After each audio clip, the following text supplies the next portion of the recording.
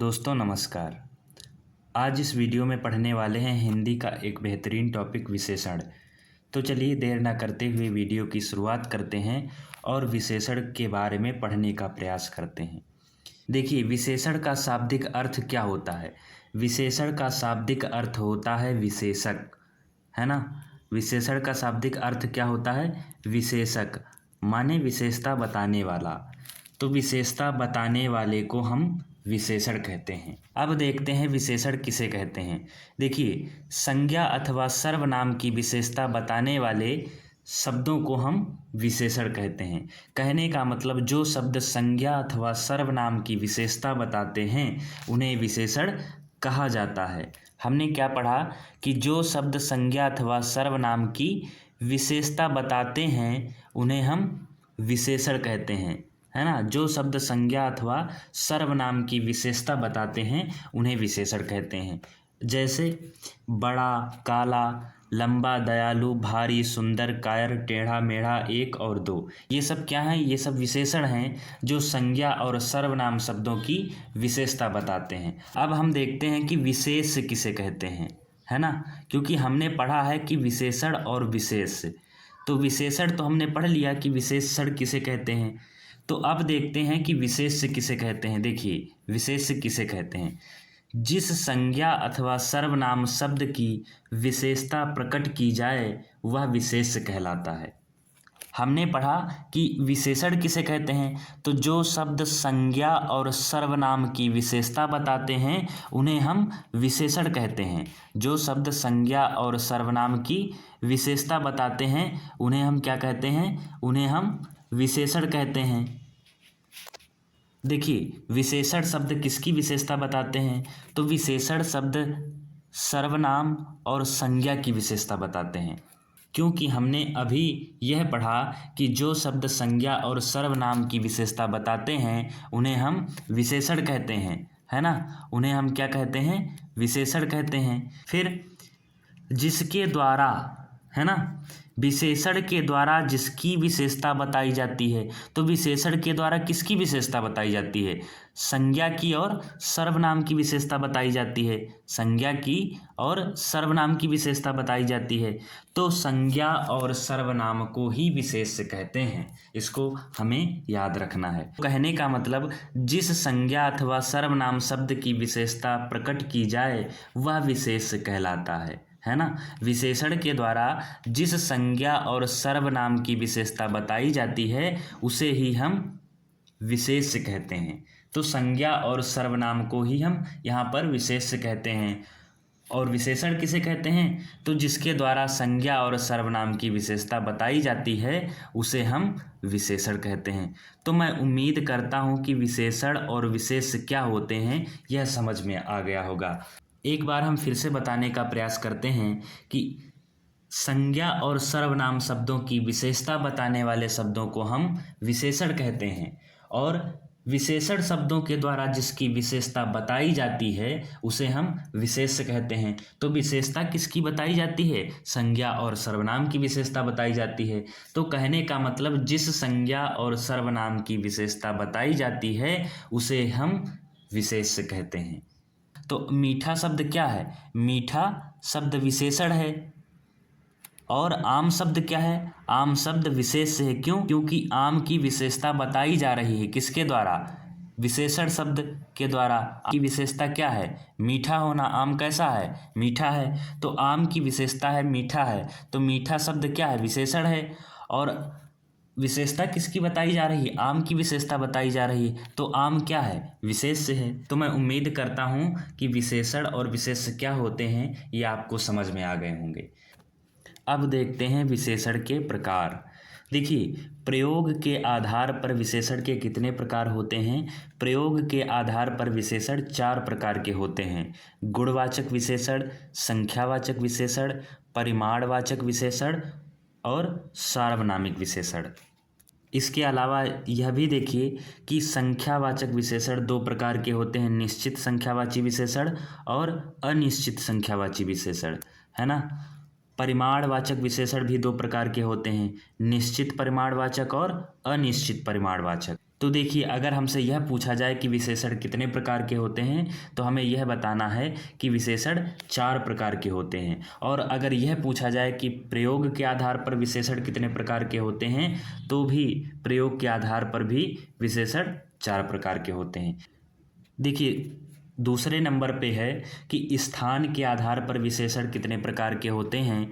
स्थान के आधार पर विशेषण 2 प्रकार के होते हैं, उद्देश्य विशेषण और विधेय विशेषण। अब देखिए, तुलना के आधार पर विशेषण का वर्गीकरण कितने प्रकार से किया गया है। तो तुलना व उसकी अवस्थाओं के आधार पर विशेषण को 3 भागों में बांटा गया है। सामान्य या मूलावस्था, विशेषण की उत्तरावस्था और विशेषण की उत्तमावस्था। तो इसको हम एक बार में ही देख लेते हैं। देखिए, विशेषण के कितने प्रकार हैं। तो विशेषण का वर्गीकरण 3 आधार पे किया जाता है, प्रयोग के आधार पर, स्थान के आधार पर, तुलना व उसकी अवस्थाओं के आधार पर। अगर हमसे साधारणतः पूछा जाता है कि विशेषण कितने प्रकार के होते हैं, तो हमें यह बताना है कि विशेषण 4 प्रकार के होते हैं, है ना। अगर कोई हमसे पूछे कि विशेषण कितने प्रकार के होते हैं, तो हमें यही बताना है कि विशेषण 4 प्रकार के होते हैं। लेकिन अगर हमसे यह पूछा जाए कि प्रयोग के आधार पर विशेषण कितने प्रकार के होते हैं, तो भी हमें 4 प्रकार के बताना है। और अगर हमसे यह पूछा जाए कि स्थान के आधार पर विशेषण कितने प्रकार के होते हैं, तो 2 प्रकार के होते हैं। और तुलना व उसकी अवस्थाओं के आधार पर विशेषण को कितने भागों में बांटा गया है, तो 3 भागों में, है ना। तो इस प्रकार हमें याद रखना, अगर स्थान के आधार पर पूछता है तो 2, तुलना व उसकी अवस्थाओं के आधार पर पूछता है तो 3, और यदि यह पूछता है कि प्रयोग के आधार पर विशेषण कितने प्रकार के होते हैं, तो 4 प्रकार के होते हैं। तो देखिए, प्रयोग के आधार पर जो विशेषण होते हैं, ये परीक्षा की दृष्टि से बहुत ही महत्वपूर्ण है। तो पहले हम प्रयोग के आधार पर पढ़ते हैं, फिर स्थान के आधार पर, फिर तुलना व उसकी अवस्थाओं के आधार पर सरल भाषा में समझने का प्रयास करेंगे। विशेषण का वर्गीकरण जितने आधार पर किया गया है, कितने आधार पर किया गया, 3 आधार पे, प्रयोग, स्थान और उसकी अवस्थाओं के आधार पर। तो इस वीडियो में हम प्रयोग के आधार पर भी पढ़ेंगे, स्थान के आधार पर भी और उसकी अवस्थाओं के आधार पर भी। देखिए, प्रयोग के आधार पर विशेषण कितने प्रकार के होते हैं।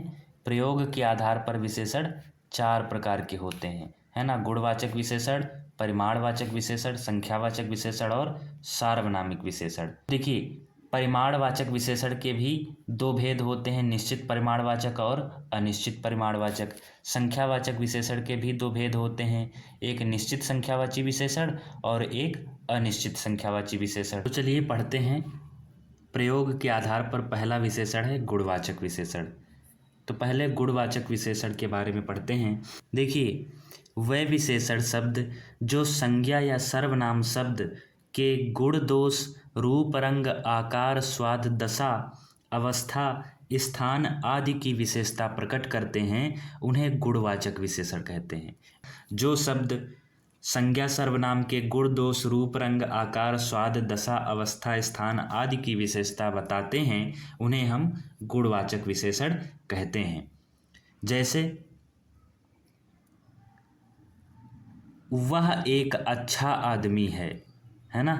तो यहाँ पर आदमी क्या है, आदमी संज्ञा है। आदमी क्या है, यहाँ पर आदमी क्या है, आदमी संज्ञा है। तो आदमी की विशेषता क्या है, अच्छा होना। तो अच्छा विशेषण हो गया, और आदमी क्या है, आदमी संज्ञा है।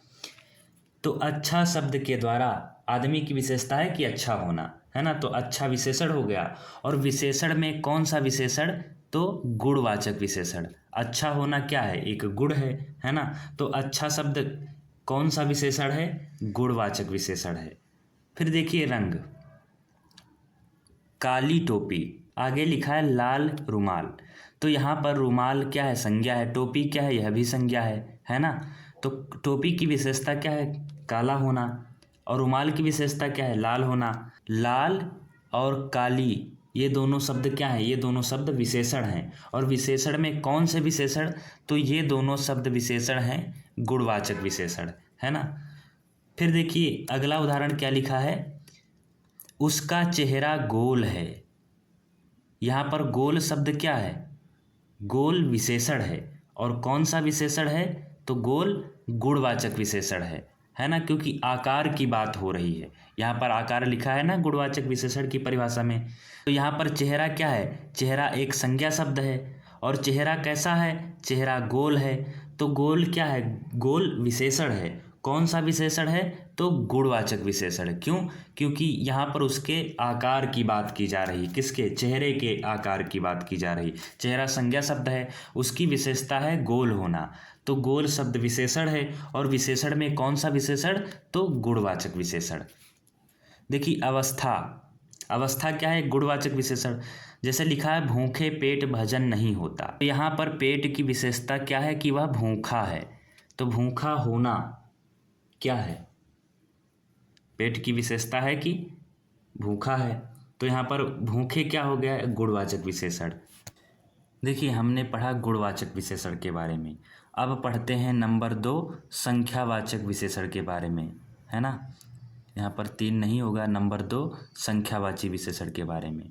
संख्यावाची विशेषण किसे कहते हैं, जो विशेषण शब्द संज्ञा या सर्वनाम की संख्या का बोध कराते हैं उन्हें संख्यावाचक विशेषण कहते हैं, है ना।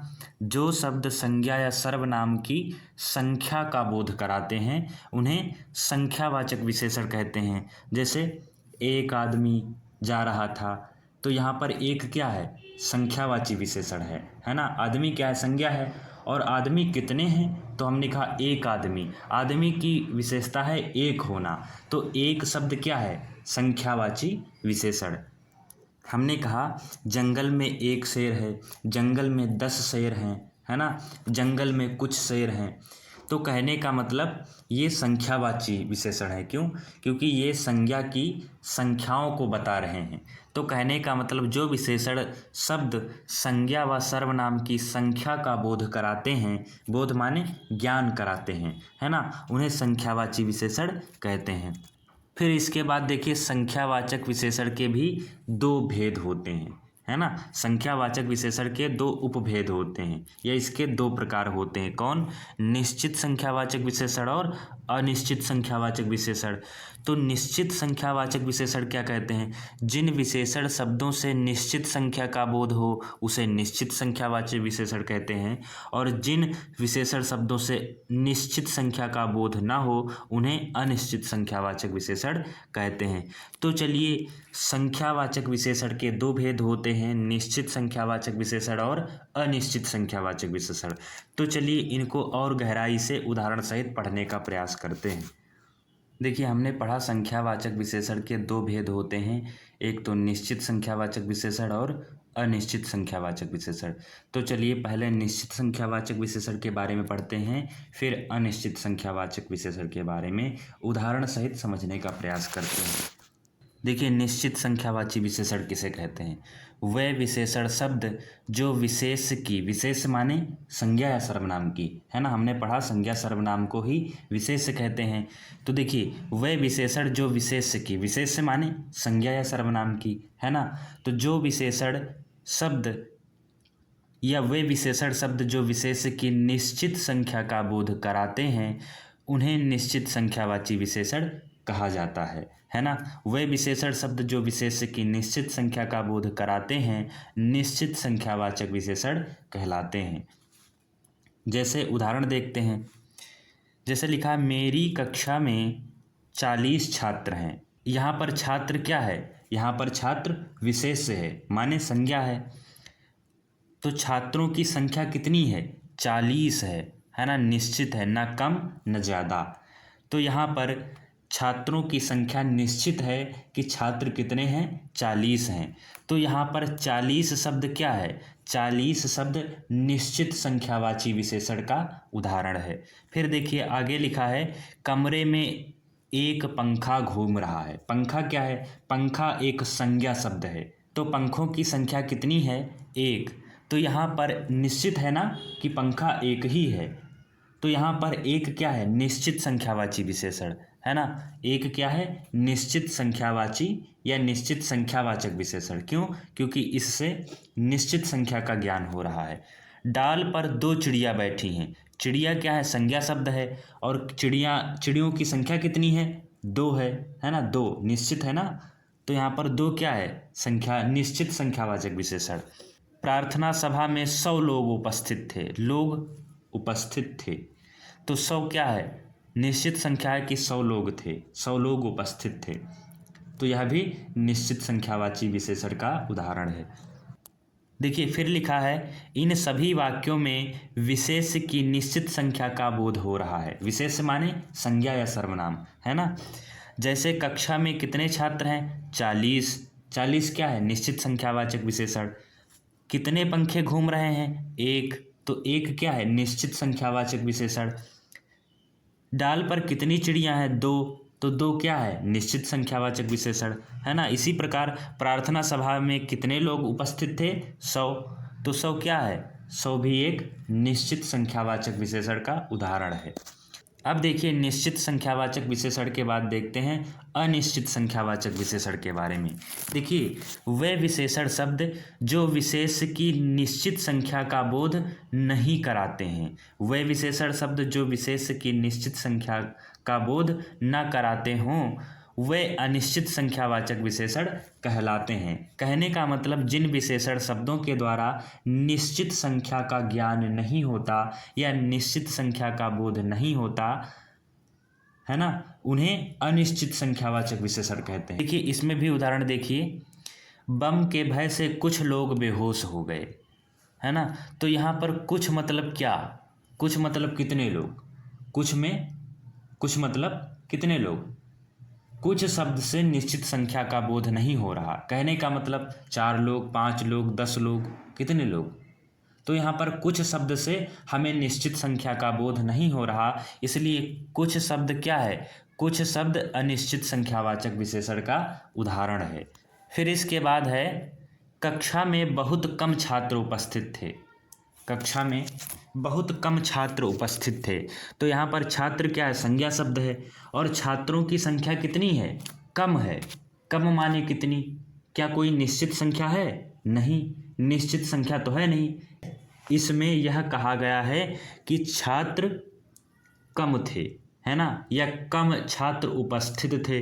तो कम क्या है, अनिश्चित, मतलब कितने उपस्थित थे इसका तो कोई ज्ञान है नहीं, तो कम शब्द क्या है, यह भी अनिश्चित संख्यावाचक विशेषण का उदाहरण है। फिर अगला उदाहरण है, कुछ फल खाकर ही मेरी भूख मिट गई, है ना। कुछ फल खाकर मतलब 2, 4, 10, कोई संख्या तो दी नहीं है, तो कुछ भी क्या है, अनिश्चित, कुछ, है ना, थोड़े, कुछ मतलब कितने पता नहीं, 2, 4, 10, है ना। ऐसे करके दिया होता तब तो निश्चित होता, लेकिन 2, 4, 10 दिया नहीं है, कुछ दिया है, तो कुछ मतलब कितने, तो कुछ भी क्या है, अनिश्चित संख्यावाचक विशेषण।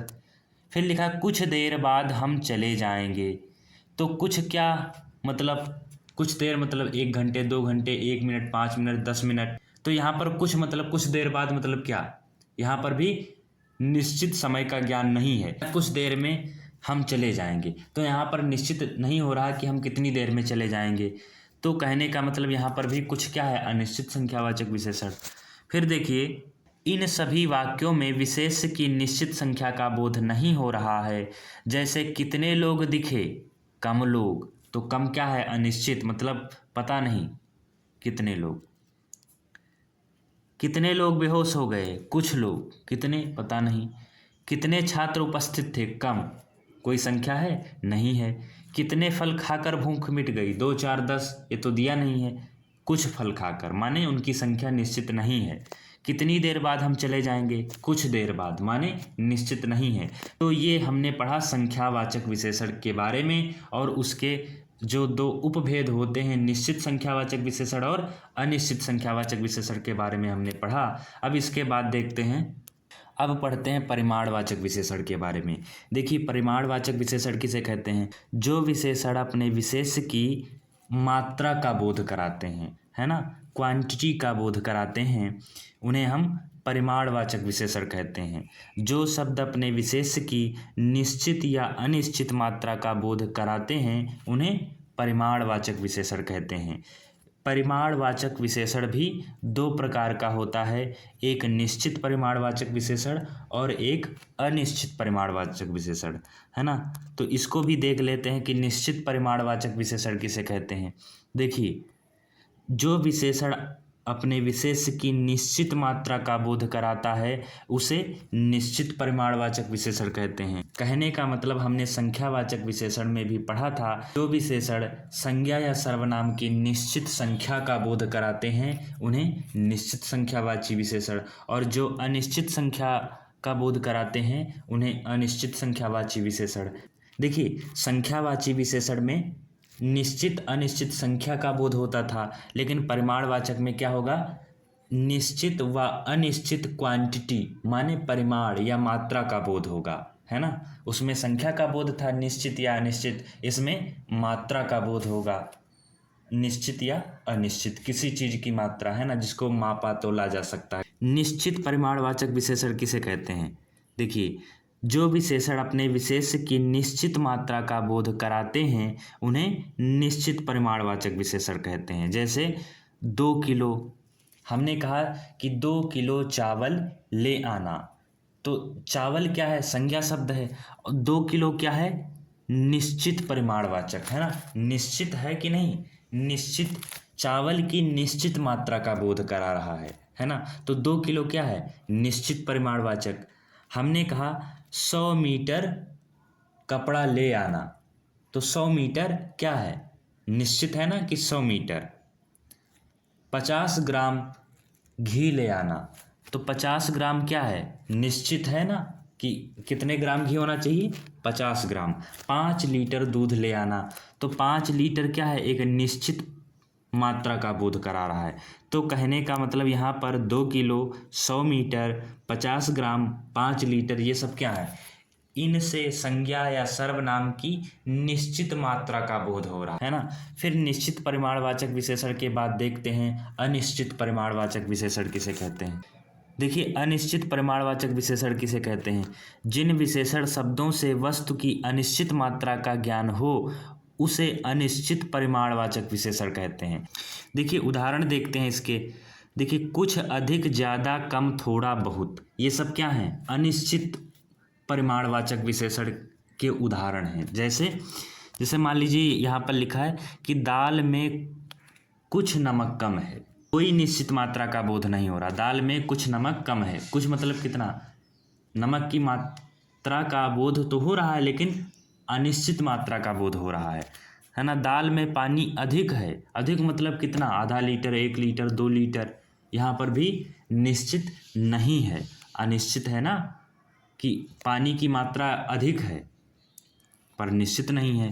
इसी प्रकार ज़्यादा चावल ले आना, तो चावल की मात्रा क्या कहा गया, ज़्यादा। ज़्यादा मतलब कितना, कोई निश्चित मात्रा तो है नहीं कि 1 किलो, 2 किलो, 10 किलो, कोई निश्चित मात्रा नहीं है ना। तो यह भी अनिश्चित परिमाणवाचक। फिर देखिए लिखा कम, चाय में चीनी कम है। अब चाय में चीनी कम है, कितना कम है, 1 किलो, 2 किलो, 10 ग्राम, 5 ग्राम, कोई निश्चित संख्या नहीं है। तो कम है मतलब कितनी कम है, कोई निश्चित मात्रा का बोध नहीं हो रहा कि चाय में 1 ग्राम चीनी कम है, चाय में 2 ग्राम चीनी कम है, कुछ मतलब निश्चित नहीं है। तो कम भी क्या है, अनिश्चित परिमाणवाचक। बाजार से थोड़ा घी लाना, बाजार से थोड़ा घी लाना, थोड़ा मतलब कितना, कोई निश्चित मात्रा नहीं है। बाजार से बहुत सी सब्जी लाना, कितनी, कोई निश्चित मात्रा का बोध नहीं हो रहा। देखिए, कुछ, अधिक, ज़्यादा, कम, थोड़ा, ये अनिश्चित परिमाणवाचक विशेषण के अंतर्गत आएंगे। क्यों? क्योंकि इनसे किसी वस्तु की मात्रा का निश्चित या ठीक ठीक ज्ञान नहीं होता है, इसलिए ये अनिश्चित परिमाणवाचक विशेषण। अब देखिए, परिमाणवाचक विशेषण के बाद है चौथे नंबर पे सार्वनामिक विशेषण। देखिए, सार्वनामिक विशेषण को संकेतवाचक विशेषण भी कहते हैं, इसको हमें याद रखना है। सार्वनामिक विशेषण को संकेतवाचक विशेषण भी कहते हैं। इसके अलावा हमें यह भी याद रखना है कि इसे निर्देशवाचक विशेषण भी कहते हैं। अब देखिए इसकी परिभाषा क्या है।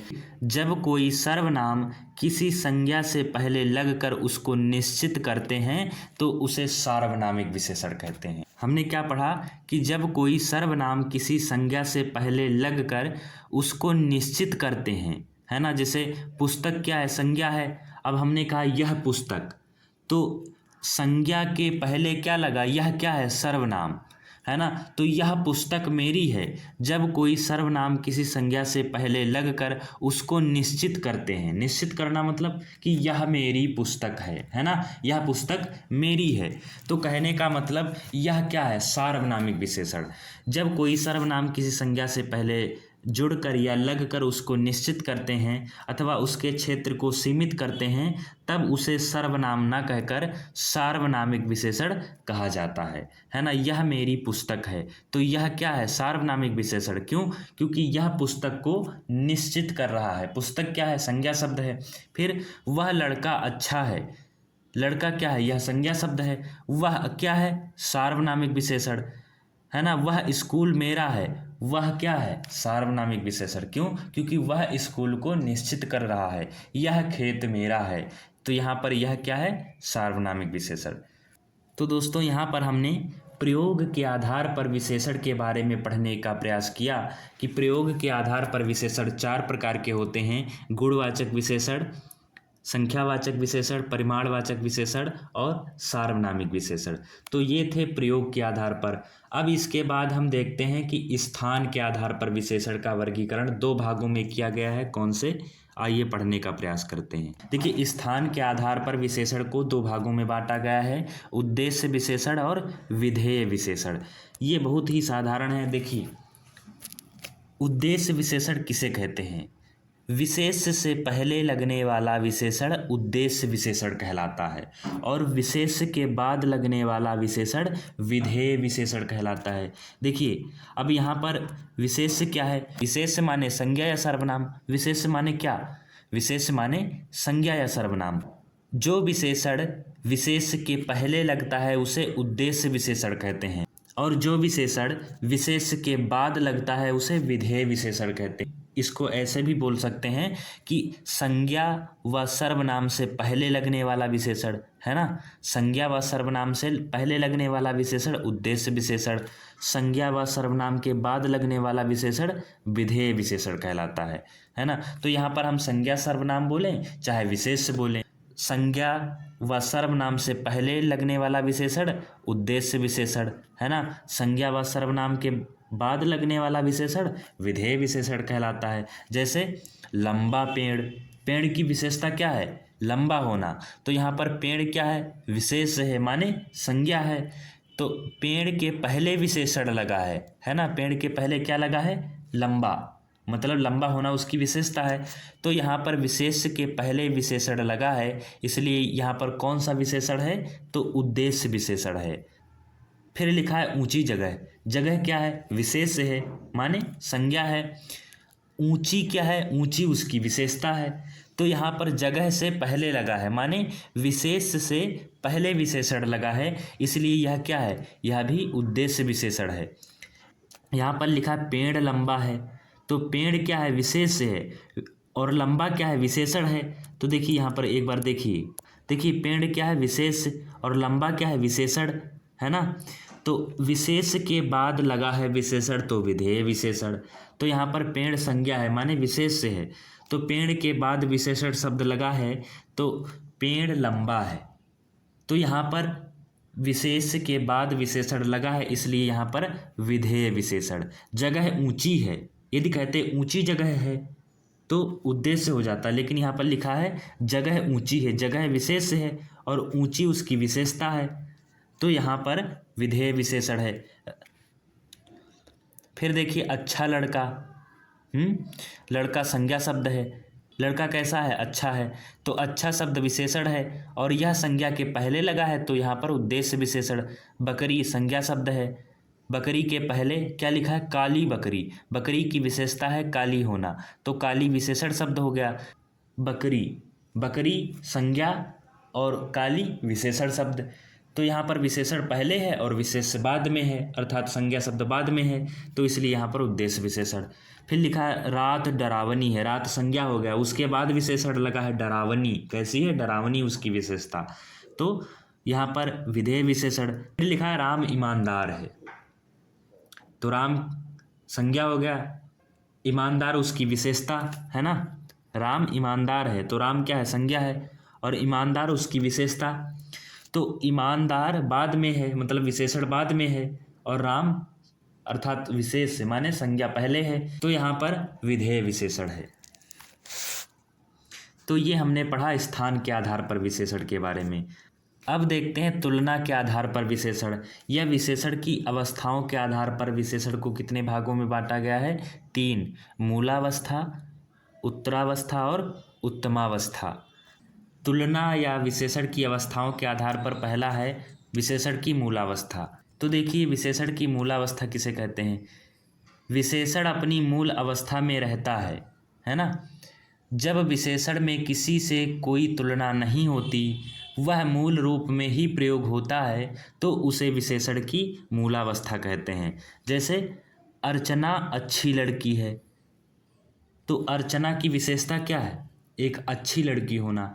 तो यहाँ पर अर्चना की तुलना किसी से नहीं हो रही। अर्चना अच्छी लड़की है, कल्पना अच्छा गाती है, पेड़ लंबा है, अंगूर खट्टे हैं। तो यहाँ पर विशेषण अपनी मूल अवस्था में है। यहाँ पर संज्ञा शब्दों की तुलना किसी अन्य से नहीं हो रही है।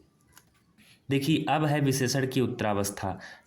देखिए जब विशेषण के द्वारा किसी दो वस्तुओं या व्यक्तियों की तुलना की जाती है तथा उनमें से एक को कम या अधिक होना दिखाया जाता है, तो उसे विशेषण की उत्तरावस्था कहते हैं, है ना। साधारण शब्दों में यदि कहें हम, दो वस्तुओं या व्यक्तियों की तुलना की जाती है, उत्तरावस्था वाले कुछ विशेषण में तर लगा होता है ना। तो ये तो संक्षिप्त परिभाषा है, पर इसकी परिभाषा आप लिख लीजिए कि जब विशेषण के द्वारा किसी दो वस्तुओं या व्यक्तियों की तुलना की जाती है तथा उनमें से एक को कम या अधिक होना दिखाया जाता है, तो उसे विशेषण की उत्तरावस्था कहते हैं, है ना। हमने क्या कहा कि जब दो वस्तुओं या व्यक्तियों की तुलना की जाती है, उनमें से किसी एक को कम और एक को अधिक होना दिखाया जाता है, तो उसे विशेषण की उत्तरावस्था कहते हैं। जैसे हमने कहा अर्चना रचना से अच्छी लड़की है,